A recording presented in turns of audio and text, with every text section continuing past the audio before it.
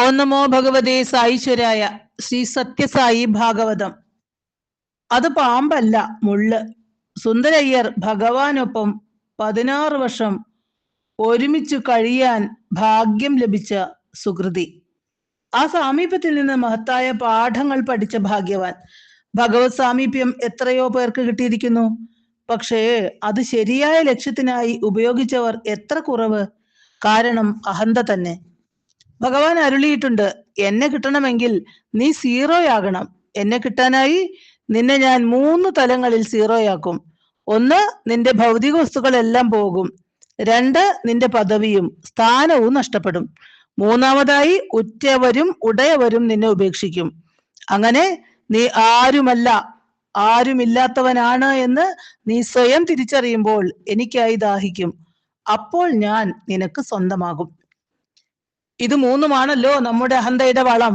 ബന്ധുബലവും സ്ഥാനമാനങ്ങളും സമ്പാദിച്ച ഭൗതിക വസ്തുക്കളും ഒരുവന്റെ അഹങ്കാരം ചീർത്തു വരാൻ ഇടയാക്കും. ഇതിലൊന്നും കഴമ്പില്ല എന്ന തിരിച്ചറിവ് ഉണ്ടായാലേ ആശ്രയമായ ഭഗവാനിൽ ചിത്തം ദൃഢമായി ഉറയ്ക്കൂ. നിരന്തരമായ സാധനകളിലൂടെ ഭഗവാൻ പകർന്നേകിയ അനുഭവങ്ങളിലൂടെ സുന്ദരയ്യർ ഈ വലിയ പാഠം ഉൾക്കൊണ്ടു. ഭഗവത് സമീപം വർത്തിക്കുന്നത് മൂലം, ആ ഉജ്ജ്വല പ്രകാശത്തിൽ നിൽക്കുന്നത് മൂലം സുന്ദരയ്യർ പ്രശസ്തനായിരുന്നു. ചെറുപ്പം, ആരോഗ്യം, അംഗീകാരം ഇവ ധാരാളം. നന്നായി യോഗാസനങ്ങൾ പരിശീലിക്കുന്നു. ജപധ്യാനങ്ങളും ഉണ്ട്. അഹന്തയ്ക്ക് വളരാൻ പറ്റിയ വളക്കൂറ്. സുന്ദറിന് പാമ്പുകളെ വലിയ ഇഷ്ടമാണ്. തെല്ലും ഭയമില്ലാതെ അവയെ പിടിക്കും. പർത്തിയിൽ വിഷപ്പാമ്പുകൾക്ക് ക്ഷാമവുമില്ലല്ലോ.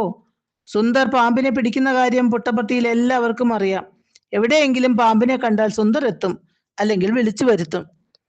അദ്ദേഹം അനായാസേന സർപ്പത്തെ പിടികൂടും. അതിനെ നോവിക്കാതെ മലമുകളിലെ കാട്ടിൽ കൊണ്ടുപോയി വിടും. വിദ്യാർത്ഥികൾക്കിടയിലും ഇതുമൂലം സുന്ദർ ഹീറോയാണ്. ഒരു ഉച്ച കഴിഞ്ഞ സമയം, 2:30 മണി. സുന്ദർ മയക്കത്തിൽ. അദ്ദേഹം സ്വപ്നം കണ്ടു ഉണർന്നു. അപ്പോഴേക്കും ഒരാൾ വന്നു പറഞ്ഞു, സുന്ദർ, കോളേജിലെ ബയോസയൻസ് ലാബിൽ വലിയൊരു മൂർഖൻ, വേഗം വരണം. അത് പോയി കാണും. ഇപ്പോൾ ദർശനത്തിന് പോകേണ്ട സമയമാണ്. സുന്ദർ ഉറക്കച്ചടവോടെ പറഞ്ഞെങ്കിലും വന്നയാൾ പറഞ്ഞു, ഗ്രാമീണർ അവിടെ കൂടിയിട്ടുണ്ട്, അവരതിനെ കൊല്ലും. സുന്ദർ വന്നിട്ടാകട്ടെ എന്ന് ഞാൻ പറഞ്ഞു. തന്റെ പ്രാധാന്യം ബോധിച്ചതിൽ സുന്ദറിന് ഗൂഢമായ സന്തോഷം. അദ്ദേഹം എഴുന്നേറ്റു. ഉറക്കം പൂർണ്ണമായും പോയിട്ടില്ല. ഷൂസ് ഇടാതെ തന്നെ വന്നയാൾക്കൊപ്പം യാത്രയായി. ഷൂസ് ഇടാതെ സാധാരണ അദ്ദേഹം പുറത്തു പോകാറില്ല. സുന്ദർ ലാബിലെത്തി. സുന്ദർ വന്നേ, ജനം ആർത്തു വിളിച്ചു. അദ്ദേഹം പാമ്പിനെ ശ്രദ്ധിച്ചു. വലിയൊരു മൂർഖൻ, ഏകദേശം 5.5 അടി നീളം, വലിയ പത്തി. താൻ കൈകാര്യം ചെയ്തിട്ടുള്ളതിൽ ഏറ്റവും വലിയത് തന്നെ. സുന്ദർ തന്ത്രപൂർവ്വം പാമ്പിനെ പിടിച്ചു. ജനം കൈയടിച്ചു. അതിന്റെ വാലിൽ പിടിച്ച് ഉയർത്തി തൂക്കി പിടിച്ച് എല്ലാവരെയും കാണിച്ചു. സർപ്പം പത്തി ഉയർത്താൻ കഴിയുന്നത്ര ശ്രമിച്ചുകൊണ്ടിരുന്നു. തൂക്കി പിടിച്ചിരിക്കുന്ന പാമ്പിന് ഒരു പരിധിയിൽ കൂടുതൽ തല ഉയർത്തി ചലിക്കാനാവില്ലല്ലോ.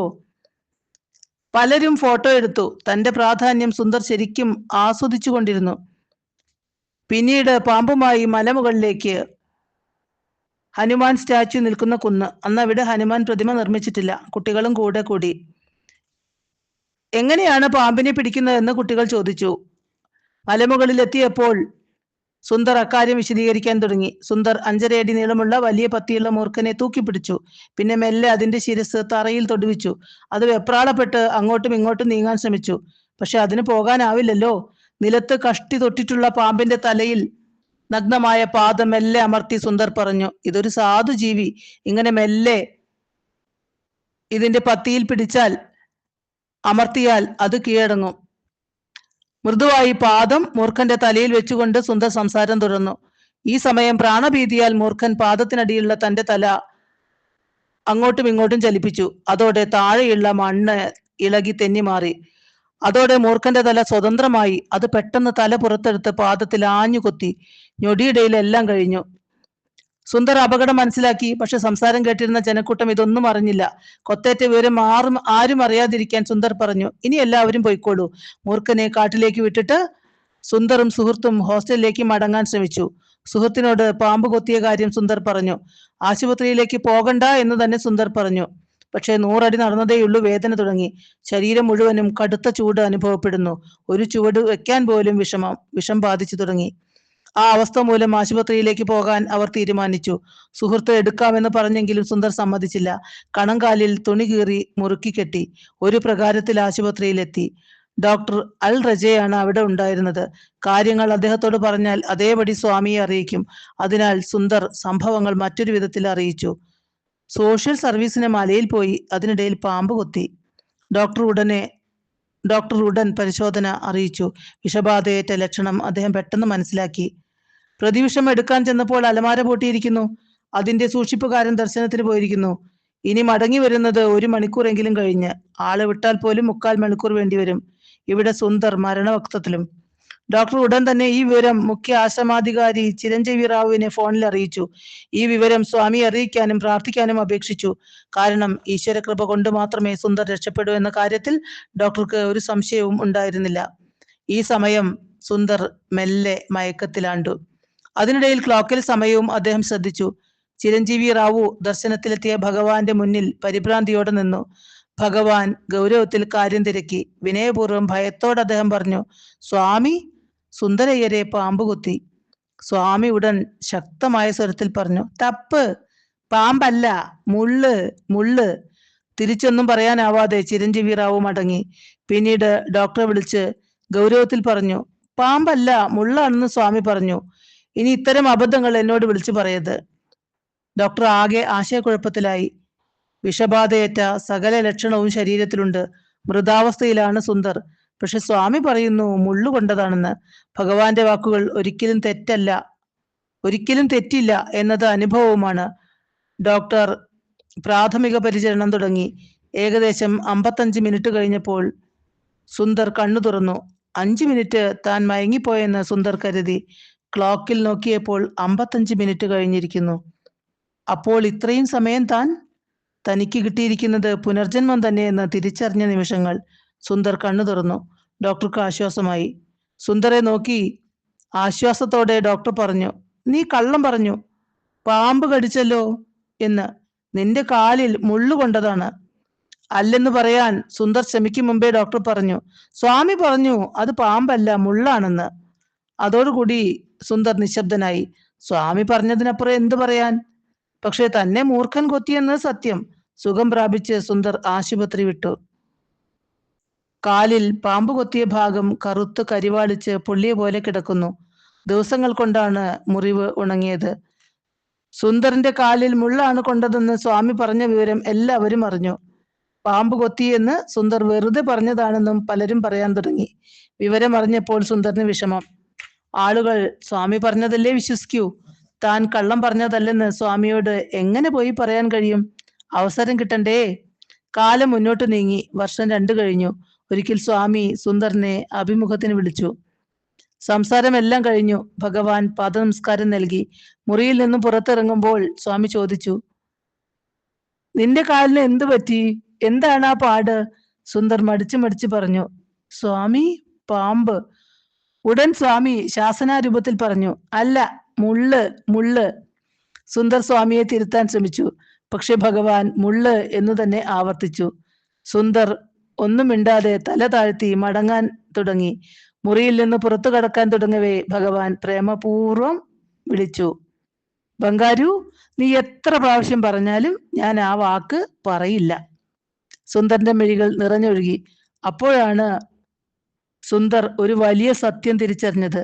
സ്വാമി എപ്പോഴാണോ അത് പാമ്പല്ല, മുള്ള് എന്ന് പറഞ്ഞത്, ആ നിമിഷം വിഷവീര്യം ശമിച്ചു തുടങ്ങി. വീണ്ടും താൻ ജീവിതത്തിലേക്ക് തിരിച്ചു വന്നത് അതുമൂലം. ഭഗവാന്റെ വാക്കുകൾ സത്യമായേ തീരൂ. അവിടുന്ന് എന്തു പറയുന്നുവോ അതാണ് സത്യം. സർപ്പദംശം സ്വാമി മുള്ളുകൊണ്ടതാക്കി. സുന്ദരയ്യർ തന്നെ പിൽക്കാലത്ത് പറയുകയുണ്ടായി, ഒരു ക്ലേശം ഉണ്ടാവുമ്പോഴാണ് നമുക്ക് നമ്മെ തന്നെ മനസ്സിലാവുക. അന്ന് പാമ്പ് കടിച്ചപ്പോൾ ഞാൻ ആദ്യം സ്വാമിയെക്കുറിച്ച് ചിന്തിച്ചതേയില്ല. അയ്യോ എന്നാണ് ഞാൻ ആദ്യം പറഞ്ഞത്. എത്ര ദുർബലമാണ് എൻ്റെ വിശ്വാസം എന്ന് എനിക്ക് മനസ്സിലായി. കാലം കുറെ കഴിഞ്ഞു. സുന്ദരം അയ്യരുടെ പിതാവ് പർത്തിയിൽ തന്നെയാണ് താമസം. ഭഗവാന്റെ നിർദ്ദേശപ്രകാരം അദ്ദേഹം സെൻട്രൽ ട്രസ്റ്റിന്റെ കണക്കുകൾ നോക്കുന്നു. പരിപൂർണമായും സ്വാമിയിൽ ശരണാഗതി നേടിയ ഒരു പുണ്യാത്മാവ്. അദ്ദേഹത്തിന് ഒരു ആഗ്രഹമേ ഉണ്ടായിരുന്നുള്ളൂ. ജീവിതാവസാനം വരെ പർത്തിയിൽ കഴിയണം. ചിത്രാവതി തീരത്ത് തന്റെ ശരീരം ദഹിപ്പിക്കണം. ഒരിക്കൽ പർത്തിയിൽ നിന്നും കൊടൈക്കനാലിലേക്ക് പോകുമ്പോൾ സ്വാമി അദ്ദേഹത്തോട് പറഞ്ഞു, പോയി മകളെ കണ്ടിട്ട് വരൂ. ഭഗവാൻ പറഞ്ഞതുപോലെ അദ്ദേഹം മകളെ കാണാൻ യാത്രയായി. ആ യാത്രയിൽ ഹൃദയസ്തംഭനം മൂലം അദ്ദേഹം മരിച്ചു. ആശുപത്രിയിൽ ശരീരം അനാഥ പ്രേതം കണക്കെ കിടന്നു. വൈകിയാണ് ബന്ധുക്കളെ കണ്ടെത്താൻ അധികാരികൾക്ക് കഴിഞ്ഞത്. വിവരമറിഞ്ഞ് സുന്ദറും കുടുംബവും ആശുപത്രിയിലെത്തി. ശരീരം ഏറ്റെടുത്തു. ആചാരപ്രകാരം ചടങ്ങുകളെല്ലാം ചെയ്തു. പിതാവിന് ഉണ്ടായ അനുഭവം സുന്ദറിനെ വല്ലാതെ വിഷമിപ്പിച്ചു.